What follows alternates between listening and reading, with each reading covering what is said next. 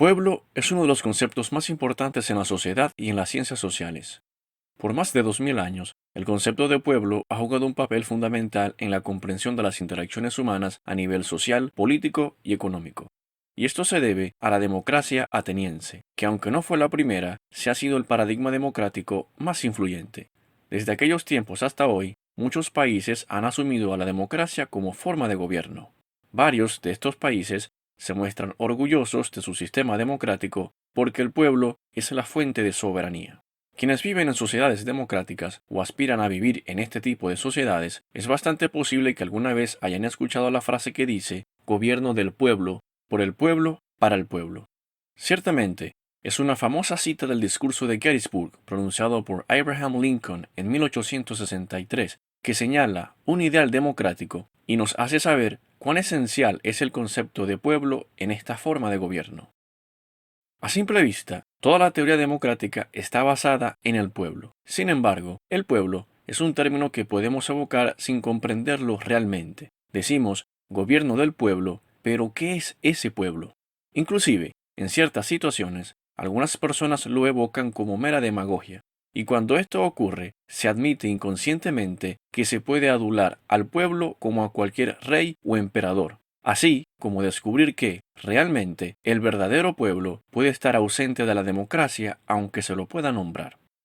En cualquier caso, saber qué es el pueblo se considera como un tema central en la teoría democrática. Si no sabemos qué es el pueblo, no podemos entender a la democracia en su esencia. Tal como lo indica Giovanni Sartori en sus estudios políticos, el concepto de pueblo es el núcleo de la democracia y suele estar asociado con la teoría de Estado. Así, es posible referirse a, por lo menos, 6 interpretaciones generales de lo que es el pueblo. Estas son: que el pueblo es todo el mundo, todos somos pueblo; que el pueblo refiere a un gran número de personas; que el pueblo es la clase baja, en lo que se entiende que quien no sea de la clase baja no es pueblo, y esto pudiera señalar algún tipo de exclusión; que el pueblo es una entidad indivisible, como una especie de totalidad orgánica de personas; que el pueblo es una mayoría absoluta, es decir, una mayoría de población que precisamente por ser mayoría se asume como pueblo, siendo representante de los intereses de todos y por tanto posee un derecho ilimitado para decidir por todos; o que el pueblo es una mayoría limitada. Por más que se sea mayoría, no se tiene derecho ilimitado, por lo que se deben respetar los derechos y las opiniones de las minorías. En un intento por conjugar estas aseveraciones, podemos dar cuenta de que pueblo puede verse como una población o conjunto de individuos unidos por vínculos de ciudadanía en un Estado. Ahora bien, cuando se ve al pueblo desde las perspectivas de nación y Estado, entonces lo veremos acompañado por otros constructos de tipo psicosociológico-antropológico, como son conciencia nacional y comunidad cultural. Por ello, podemos igualmente ver al pueblo desde los estudios etnográficos y la sociología. Desde la etnografía se puede comprender al pueblo como un conjunto de individuos y familias que se caracterizan por una sincronía de rasgos físicos y expresiones culturales que dan forma a instituciones sociales. Esto hace que pueblo se relacione con el concepto de grupo étnico.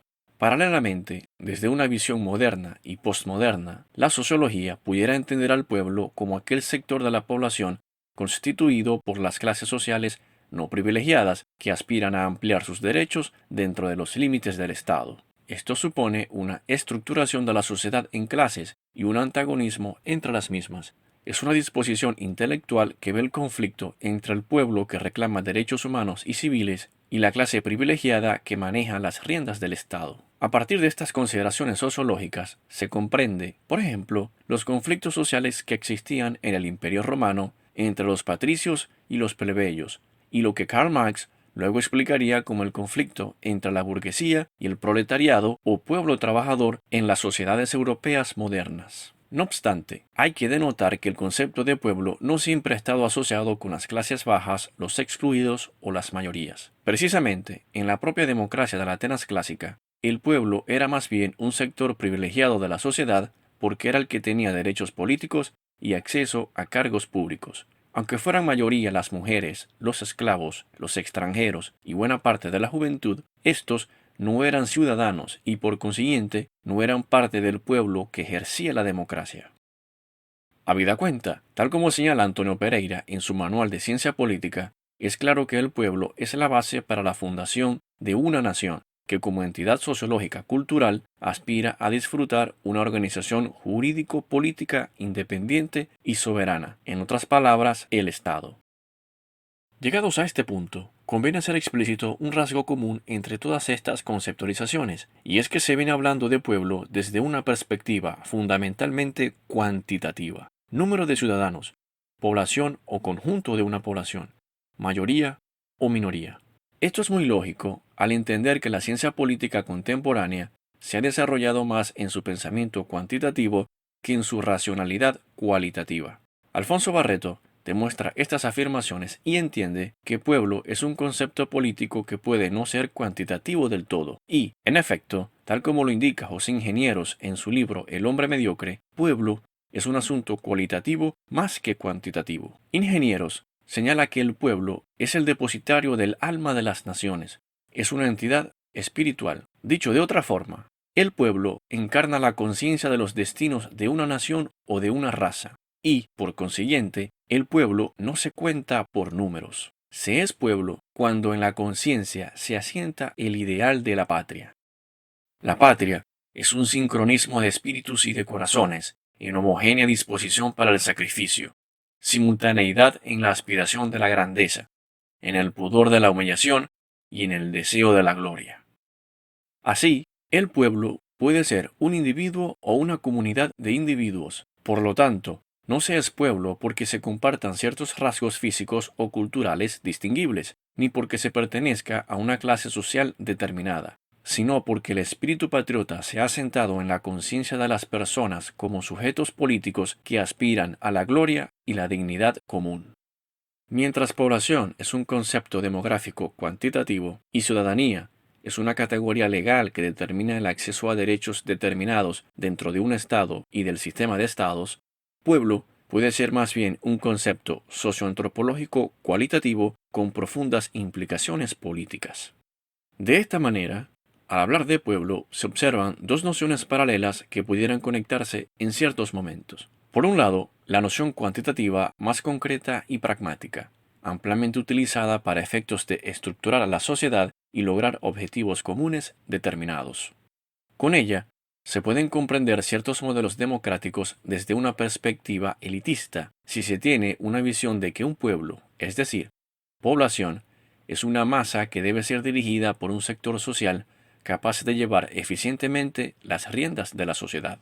Pero también se puede ver cómo otros modelos democráticos aspiran a un ejercicio político más participativo y menos elitista, porque entienden que el pueblo es capaz de tomar sus propias decisiones y ejercer sus derechos en conciencia de sus deberes. Si unas democracias pretenden canalizar al pueblo a través de complejos entramados institucionales y partidos políticos para poder conducirle de forma eficiente a su propio bienestar, otras democracias son más directas y prefieren tener al pueblo como protagonista mismo de su construcción histórica. Por otro lado, la noción más cualitativa descubre las implicaciones trascendentales del pueblo como cuerpo que lleva el sentimiento patriota. Desde el pensamiento cualitativo, se va a comprender lo que se puede llamar como el Demokratgeist o espíritu democrático, que ha de orientar al gobierno del pueblo, por el pueblo, para el pueblo y desde el pueblo como cuerpo patriótico trascendental. Si comprendemos con Giovanni Sartori que las elecciones son la palanca mecánica de la democracia, entonces ya no se está hablando de la cantidad de elecciones o la configuración de sofisticadas instituciones electorales, sino de la cualidad patriota de los sujetos sociales que ejercen el voto con elevada conciencia política. Sea un individuo o una comunidad de individuos, el pueblo es el guardián de la patria y la defiende a través de la democracia. Dependiendo de cómo el pueblo se entienda a sí mismo, tendremos mejores o peores sistemas democráticos, un mejor o peor país, una mayor o menor filiación sentimental entre seres de una misma sociedad, así como mayores o menores oportunidades para alcanzar una estabilidad política y la felicidad social.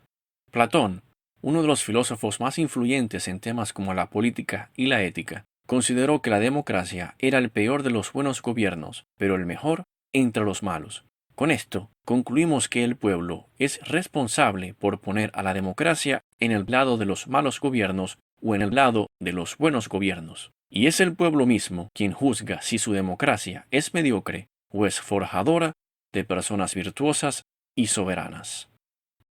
Recuerda, te invitamos a suscribirte al canal y si te gustó este contenido, apóyalo con un like.